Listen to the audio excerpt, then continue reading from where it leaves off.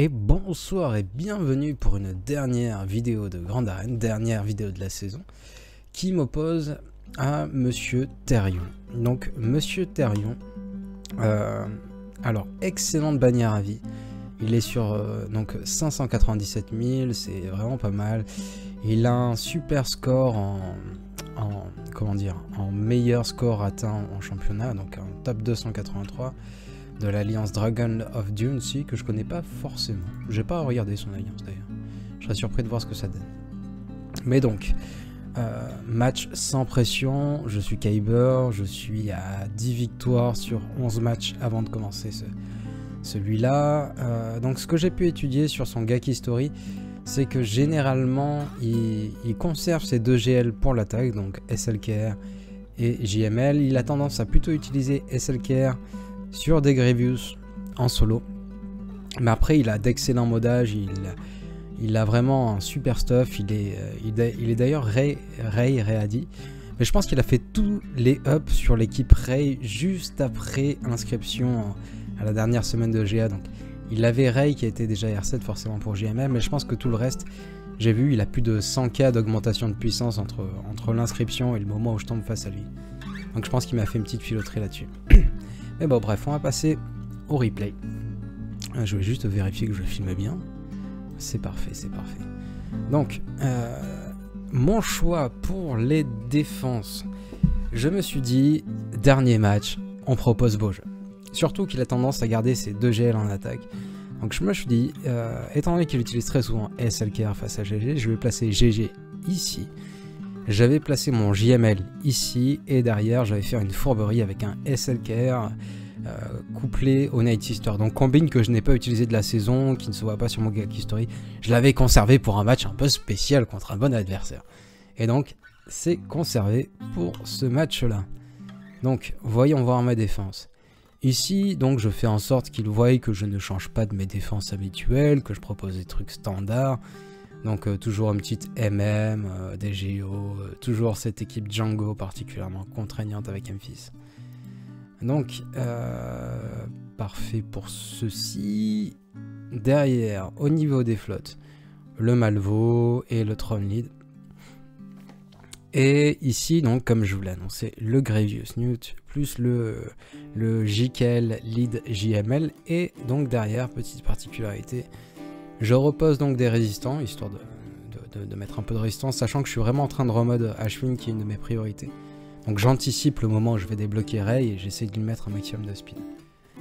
Voilà, c'est ça d'avoir un bon stuff de mode, vous pouvez anticiper, ça c'est cool. Et donc, je décide de partir avec cette compo derrière, donc je mets mon petit zombie et ma petite Daka dans l'équipe SLKR, étant donné que la plupart du temps, il utilise le JKR, JKL counter.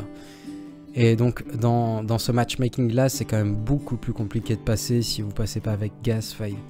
Et son Gas 5 de mémoire est mal modé, son 5 est pas modé en défense, donc il peut pas passer avec le Chase Counter, qui est le contre le plus efficace contre cette équipe. Donc maintenant nous allons pouvoir regarder ses défenses. Ici, une belle Padmé, un gros Grievous. J'ai de la chance, je sais pas si vous avez regardé le timer, mais il a attaqué très vite, donc il a attaqué dans l'heure qui a suivi le matchmaking. Donc ici, DGO, Manoatma et Daka. Il est un petit peu sur des mêmes bases que moi, donc il demande plein de teams qui utilisent des counters un petit peu similaires. Donc en l'occurrence, j'ai quand même pas mal de teams en attaque. Et mon premier but, donc ça va être forcément de tomber le VAV pour voir ce qui se cache derrière, pour voir s'il ne m'aurait pas fait une surprise, s'il m'aurait pas réservé un petit GL. Et donc, alors je pense vraiment pas qu'il ait conservé son JML. Son JML, s'il l'a conservé, je tenterai une team avec Vador pour le contrer. Et je suis obligé de conserver donc mon Gas et mon CLS pour le faire le Chase Counter dans le cas où il m'ait conservé un SLKR derrière. Mais j'en doute vraiment. Il a réussi à faire un one-shot sur toutes mes équipes. Contrairement d'habitude, il est vraiment très efficient sur les bannières obtenues. Là, il fait juste 2111, donc ce qui est pas énorme, ce qui est pas fou. Après, il a quand même réussi à tout one-shot, il a des super équipes en défense, donc le but, ça va être de faire mieux. Mais si je veux gagner le match, je suis obligé de one-shot chacune de ces teams. Sinon, il faudrait vraiment que je sois très efficient. Donc, on est parti, je vous ai dit, il faut que je conserve mon CLS pour derrière, et il faut que je conserve mon Vador et mon gaz pour derrière. Sait-on jamais, en fonction de ce qu'il y a. Je vais donc décider d'envoyer plutôt DR sur sa Padmé, qui est extrêmement bien modée, avec une grosse Ahsoka R7. Et donc, sur son GG, je vais plutôt décider de partir avec Basti Revan. Pour me mettre en confiance, je vais donc commencer par ce combat. Je pense que comme d'habitude, je vais vérifier que j'attaque bien la bonne équipe. Mais là, vous allez voir que j'ai un très mauvais RNG sur le début du fight. Vraiment très mauvais. Donc le but, quand vous commencez ce fight, c'est de déclencher le tour bonus de B2. Il a le Zeta, hein, B2. Enfin, il a tout ce qu'il faut. Mais là, première AOE, ça ne se déclenche pas. Je lance une deuxième AOE et le tour de B2 ne s'est toujours pas déclenché. Du coup, très mauvais début de run. Vraiment très mauvais début de run, je peux pas focus, là comme vous pouvez le voir, je peux pas focus B2, du coup je suis obligé de temporiser, je vais être obligé d'attendre que toute l'équipe en face joue avant de vraiment pouvoir m'attaquer à B2, et ça c'est une très mauvaise nouvelle. Je crois que ça m'était jamais arrivé en fait. C'est assez fou quand, en termes de probabilité. On va regarder les probabilités. Alors on est sur le stuff de Therion, et donc... Therion, il est où ton B2, s'il te plaît? Donc, c'est là-dessus. B2 a 40% de chance de réduire ses délais pop-pom.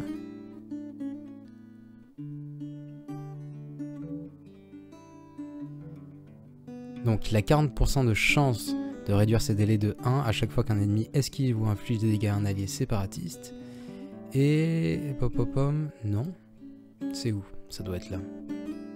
Voilà, il a 40% de remplir sa jauge de tour de 100% à chaque fois qu'un ennemi esquive ou inflige des dégâts à un allié. Donc là, 40% sur chacun de ses potes, et c'est pas tombé sur 2 fois, la proba est juste infime que ça arrive. Enfin, du coup, c'est 40 plus 100 plus 40% plus 40% plus 40% que je multiplie à plus 40, 40, 40, 40, enfin c'est un truc de fou. Et donc il l'a pas pris, et il faut faire avec, Donc là je peux commencer à attaquer B2, mais le problème c'est que le tour de mon Revan est très très loin. Du coup Droïka a eu le temps de se camoufler, il s'est fait la malle. Et ça va vraiment pas être un combat facile, je vous dis, il a d'excellents modèles sur ses personnages. Il a un B1 très rapide, je prends un kill très rapidement sur mon équipe. Donc là, alléluia, je peux enfin m'attaquer à B2, mais j'ai perdu beaucoup trop de temps avant de pouvoir m'attaquer à B2. Donc là, il va falloir que mon équipe tank, et donc ma priorité, ça va être de protéger Jolly. Protect the VIP. Donc Jolly doit survivre. Là, Bob et Revan ne va pas tarder à tomber. Je pime Bastille aussi. Tant qu'à faire, donc déjà je me prends 2 kills. Et là j'ai peur. Ça peut très vite mal tourner. Ce qui serait mon premier fail sur une GG cette saison. J'en ai eu aucun. Mais donc je suis pas serein, il faut attendre. Et du coup ça va être un combat long, ça va pas être un combat palpitant. Il faut attendre que Jolly prenne les revives, puis de pouvoir focus à nouveau Grievous. Quand vous faites son revive, mettez sa capacité sur lui pour lui donner des boosts de protection. Donc là, je force le tour à Yoda pour donner son boost à Jolly. C'est impératif que Jolly diminue le délai de son revive, vu que je vais sûrement perdre encore une fois des personnages. Mais en plus de ça, donc ça lui accorde 50% de bonus défensif, ce qui est quand même assez fou. Donc ce qui lui permet de beaucoup plus tanker. Mais il se fait quand même énormément focus. Donc là, mon Jolly est à l'agonie, il faut que je l'invoque. Il faut que je l'invoque pour diminuer le délai de sa capacité. Alors, heureusement, il se soigne, donc là, je vais faire une basique pour diminuer le délai de sa capacité. J'ai le petit heal qui arrive à point nommé, ma Bastille qui retombe. Là, donc le revive est prêt, je peux le sortir, c'est parfait. Et donc, je vais continuer à diminuer un petit peu les... Non, qu'est-ce que je vais faire? J'aurais presque dû invoquer Bastille pour être sûr de choper l'ability block. Donc j'essaye de me débarrasser du Droïdeka qui m'a fait un super DPS depuis le début, qui a été un des partisans donc, de ma perte de bannière sur ce combat. En même temps, il faut se méfier du timer, là il me reste plus que 2 minutes. 2 minutes et il reste quand même pas mal de monde en vie. Donc là, pareil, je vais tenter probablement de diminuer le délai de sa capacité. Enfin, je peux focus avec mon Raven, ce qui est pas trop tôt. Et le but, ça va être de réussir à ramener Bastille à la vie au moment le plus opportun. Donc là, j'hésite à le faire maintenant. Je le fais pas maintenant, étant donné que Grievous va prendre un tour. Je décide de temporiser un petit peu, d'invoquer plutôt Yoda pour tenter de réduire la jauge de taux. Bon, ça ne se passera pas. Donc, on attend que Jolly revienne au top de sa forme, qui reprenne un tour avant de faire le revive. J'espère ne pas tomber Grievous d'ici ce temps-là, mais vu qu'il est bien modé, il tank, il n'y a aucun souci. Il tank très bien Grievous en face. J'ai mon revive qui arrive, donc là, ça va être la course à la bannière. La course à la bannière, il faut impérativement regagner, être minimum full santé sur tout le monde. J'avais espoir d'être full prot sur Jolly. Mais un peu trop d'espoir. Donc j'ai vraiment deux personnages qui sont pas très loin du full prot. Mais ça ne passe pas, ça ne passe pas. Donc juste 55 bannières. Après j'ai quand même eu chaud du coup, on va dire que c'est cool. Mais très mauvais RNG au début, j'avais jamais vu ça, donc un B2 qui ne prend pas de tour alors qu'il y a des états. Avec 2 AOE. Bordel, punaise. Donc là je vais décider d'envoyer plutôt mon DR sur sa Padmé. Donc DR je l'ai fait plein de fois cette saison, à chaque fois c'est 60 points. Et donc là je vais décider de faire pareil, histoire de m'assurer de conserver toutes les teams que je vous ai dit pour derrière. Le DR est jugé comme la team la moins utile pour la suite du combat. Sachant qu'il n'y a pas non plus énormément de teams qui peuvent passer sur cette Padmé. Donc j'aurais pu tenter un Traya. Mais le problème c'est que Traya, là avec une petite Ahsoka R7, vous avez vite fait de vous faire une. Donc là, le Anakin qui résiste, mais bon, qui ne va pas tarder à tomber. Du coup, mon but, ça va être là de finir avec un maximum de bannières. C'est bien le but. Et là, malgré moi, je perds des bannières là, du coup, sur Raven, sur la riposte. Du coup, je décide de temporiser, voir si je peux pas un peu regagner de la protection sur Raven. Mais au final, le choix de temporiser et de ne pas attaquer avec Marauder ST était une mauvaise idée, étant donné que je perds également de la protection sur mon HK. Ce qui fait... Ah non, ça va, ça passe. 58 bannières, ça va, c'est cool. Donc je découvre le territoire de derrière, et je m'y attendais à sa petite CLS. Je m'y attendais. Et ça tombe bien parce que j'ai conservé mon CLS. Alors là, je vais mettre énormément de temps à me décider. Enfin d'abord, j'ai envoyé le CLS assez rapidement. Et après, je vais mettre énormément de temps à me décider pour savoir qu'est-ce que je fais, qui j'envoie où. Mais d'abord, le CLS Mirror. Donc, mon Han outspeed son Han. Je suis sûr de prendre le stun en premier. Ce qui est un énorme avantage. Et donc, le but après, ça va être de perdre enfin, de terminer avec le maximum de bannières possible, comme toujours. Donc, c'est un combat sur lequel je suis obligé de tenter un maximum d'augmenter mes bannières. Après, ça me rassure parce qu'il n'a pas forcément placé énormément de méta derrière. Donc il faut juste que j'assure ce fight, après je pourrai forcément me débrouiller pour le reste. Donc là je réussis à tomber son Showy assez rapidement. Là, qu'est-ce que je fais? Je sais plus. Son CLS est sur la forme offensive, du coup il n'a pas le bonus de ténacité, c'est un bon call de l'attaquer. Je suis fier de moi. Donc c'est parti, l'immunité aux dégâts, on espère retrouver un peu de protection, mais il attaque encore la même Gugus, donc c'est dommage, ça c'est dommage. Et du coup là j'ai quand même 5 personnages qui sont pas full protection, alors je vais essayer de temporiser. C'est pour ça que je vais attaquer ces 3 PO, donc le but c'est de temporiser, c'est de faire en sorte d'essayer de retrouver un petit peu de protection. Que ce soit sur Showy, Han ou CLS, il y a quand même des possibilités de regagner de la protection. Si cet andouille m'embête pas trop, mais bon, je ne réussirai pas à en regagner, ce qui fait 55 bannières, ce qui est mon plus mauvais CLS cette saison. J'en ai fait un, enfin CLS Mirror, j'en ai fait un 59 points cette saison, ce qui était plutôt fou. Donc maintenant je vais prendre un petit temps avant de m'organiser, savoir ce que j'utilise. Il faut vraiment réussir à maxer ses scores, donc je vais mettre un petit temps, je vais vous passer. On va avancer dans le temps. On va revenir au début.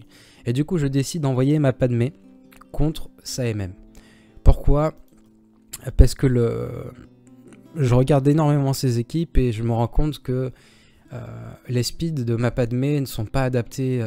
Enfin, si je l'envoie sur Géo, elle va envoyer son boost de protection et juste après je vais me prendre le Dispel. Pareil si je l'envoie contre le KRU, donc il y avait beaucoup de possibilités. Mais je décide de l'envoyer là. Et du coup je rajoute Echo en 5ème que je retire de la Team Gas. Et du coup j'avais jamais tenté ce combat, j'ai un petit peu regardé sur internet, j'ai pas vraiment trouvé de replay assez conséquent. Du coup je sais pas énormément comment faire, je me doute bien que tomber big ce serait une bonne chose au début. Il ne tombe pas, tant pis. Du coup le but là ça va être de se débarrasser un petit peu des AOE, éviter de me prendre des AOE qui pourraient me diminuer mes bannières max.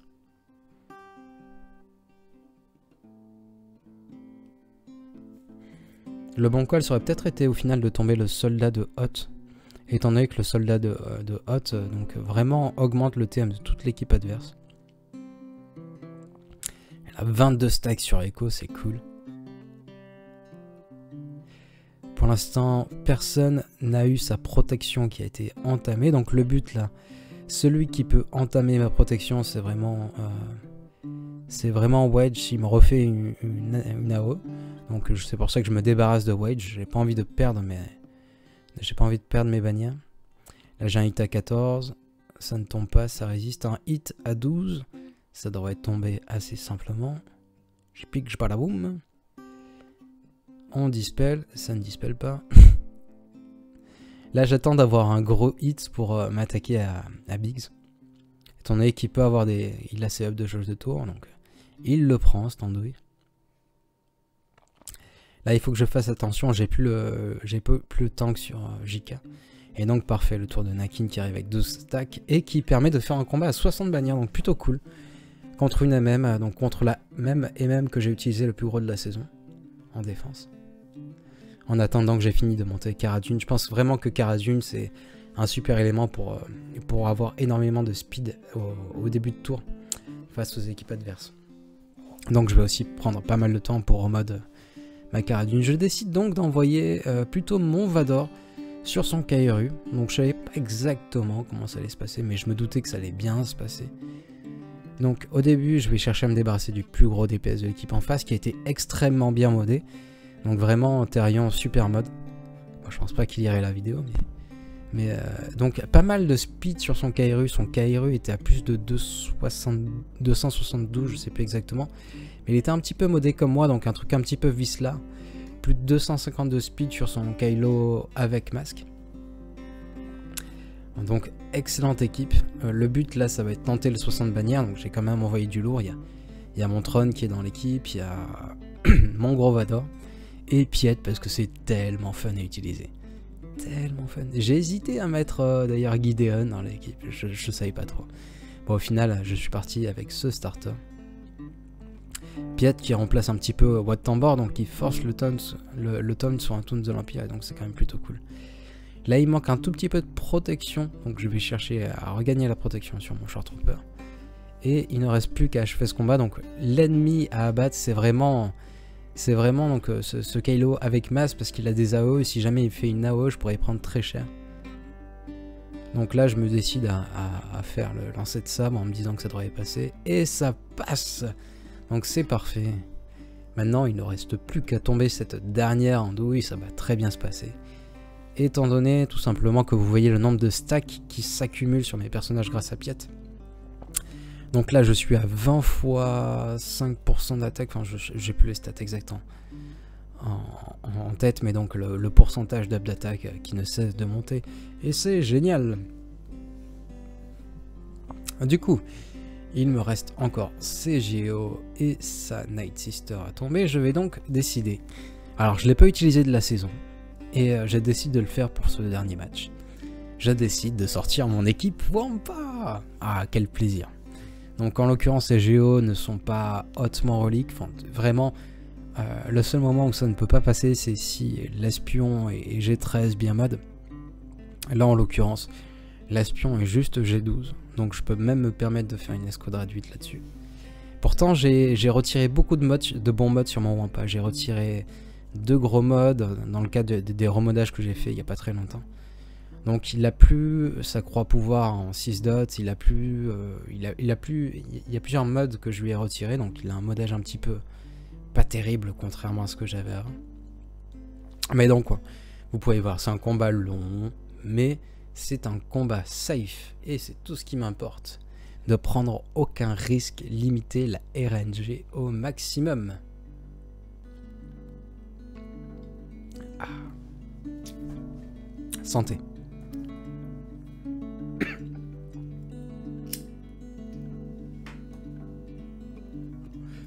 Donc il faut temporiser, il faut attendre que l'attaque du Wampa se charge petit à petit. L'ami Vendor qui est là pour diminuer de 25% l'attaque des personnages ennemis. Et comme vous pouvez le voir en fait, il n'attaque pas assez fort comparé à la régénération de protection que Anne, Stormtrooper, a avec son Zeta. À chaque fois qu'il se fait taper, il regagne de la protection. Et donc tant que c'est pas l'espion qui utilise sa spé, donc tant qu'il vous prend pas un kill avec sa spé, à chaque fois il va retrouver sa protection max. Et évitez de faire en sorte qu'il ait trop de bonus sur lui dans le cadre du super coup de l'espion. Mais sinon, attendez, vous pouvez presque lancer en auto là. Une fois que vous avez mis les techs de Wat Tambor, c'est bon, vous êtes cool. Donc là j'ai déjà réussi à prendre un premier kill en riposte, c'est cool. Maintenant le but c'est de tomber l'espion, donc attendre que l'espion se libère. En attendant je vais prendre des kills quand je peux, donc j'augmente mon attaque max petit à petit. A chaque fois qu'il utilise cette capacité, le Wampa gagne 40% d'attaque, ce qui est plutôt fou, ce qui lui permet de taper à 87 000 avec des modes vraiment pas terribles actuellement. Et ça va ne faire qu'augmenter, c'est ça qui est cool. J'pique, j'balaboum.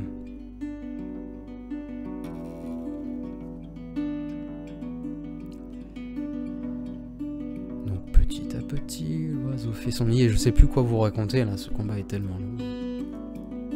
Profitez du spectacle.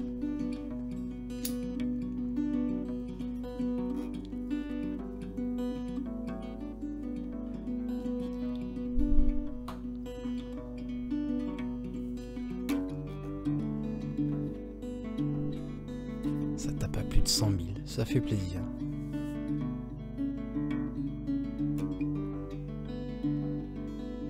Attention au timer, il reste plus que 2 minutes, mais bon, et là le boost d'attaque est tellement fort qu'il n'y a plus grand chose à craindre. Donc je me suis débarrassé de l'espion, le seul qui peut me retirer vraiment de la protection, qui peut réussir à toucher mon Han. Tous les autres ne sont pas assez forts pour réussir à toucher mon Han.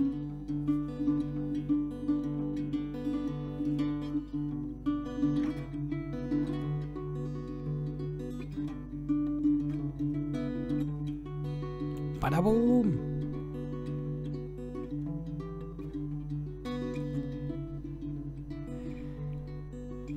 Et juste pour le plaisir, un petit dernier up en attaque.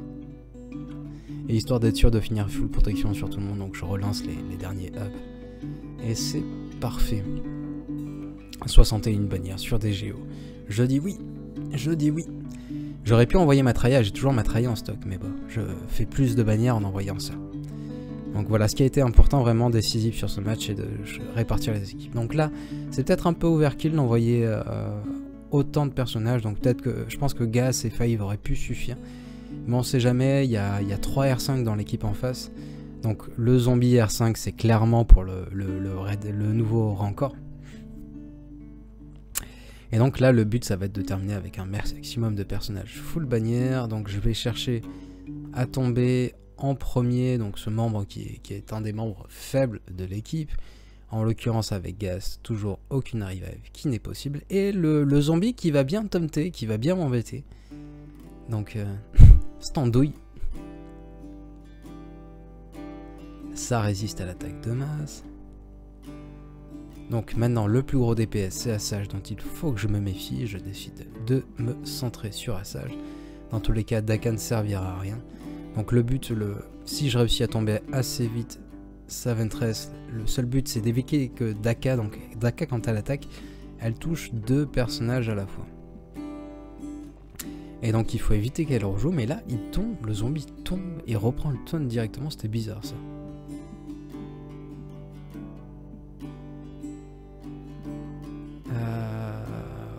voilà, il tombe, il retombe directement, ce qui était très bizarre. Et donc je réussis pas à toucher Daka, là, le zombie qui est très rapide, encore une fois très bien modé. Plus de 250 de speed. Et Daka qui réussit à toucher la protection max de mon Rex qui diminue les bannières max d'Andouille. Quelle bêtise, quelle bêtise.